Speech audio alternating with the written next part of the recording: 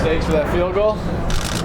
That's grand. I knew he was going to make it. I don't know what even the stakes were, I'll be honest with you. I just know it was a make or miss. I always take the make on that one for him. But yeah, something smooth. What was up with that players meeting you guys just had on the field when you got there for a while? We're just, that was just something some of the leadership put together just to make sure everybody's holding each other down, especially as we go into this break, doing the right things, just off the field stuff, making sure everybody's okay, has a resource to reach out to, stuff like that. Is that something you would have done last year? There's been so much going on across the league. I think as of late, I think it's important to have those conversations. Everybody wants to just be back and be ready to go come training camp. That's the goal, and so that's what that's about. The more you've gotten into this off-season, what do you think are the strengths of this defense, and how much do you like it? Yeah, I think the strength is that a lot of guys can do a lot of different things in a lot of positions.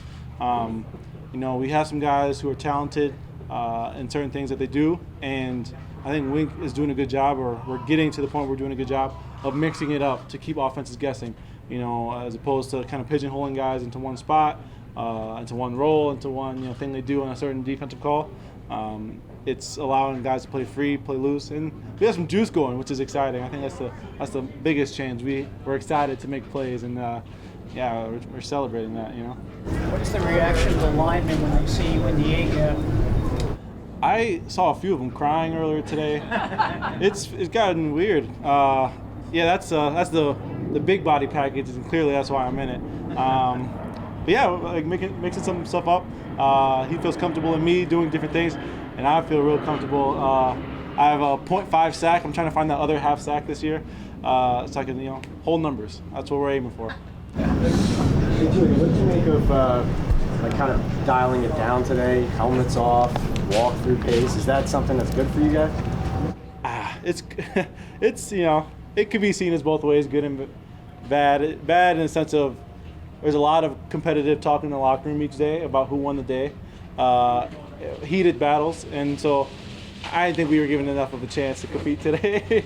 And so there's that conversation, and I think defensively we wanted to get after a little more today, but tone it down health-wise, making sure everybody's good.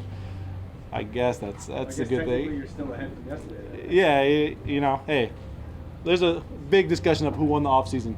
Of course, I say defense won the offseason. So, do you feel a little bit more personal ownership with the defense, especially in your role and as a kind of almost a veteran player right now? Yeah, I definitely feel a sense of leadership, a sense of urgency more than anything. I saw some stats somebody sent to me about me and Dex playing the most games as a Giant on the defense, which is crazy to think about. But I'm just really trying to be a resource for all the young guys to get them going. My position group guys like Dane Belton, really coming along.